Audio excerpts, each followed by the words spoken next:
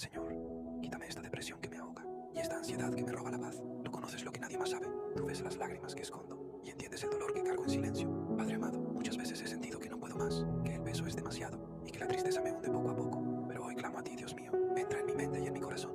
Rompe los muros que me aprisionan y pon tu paz donde hoy solo hay tormenta. Señor, sana los recuerdos que todavía me hieren. Quita de mí los pensamientos de derrota y lléname con tu amor que restaura y levanta. Yo creo en tu poder, Jesús. Creo que tu luz es más fuerte que toda oscuridad.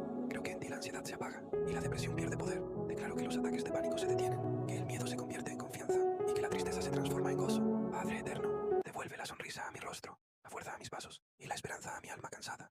Hoy profetizo con fe. La ansiedad no será mi final. La depresión no me robará la vida, porque tú me haces libre aquí y ahora. Gracias, Señor, porque aunque mis fuerzas fallan, tu amor nunca falla. Aunque yo me sienta débil, tú me sostienes con tu mano poderosa. En el nombre poderoso de Jesús. Amén. Si esta oración también es tu clamor, escribe amén en los comentarios y compártela con alguien que necesite.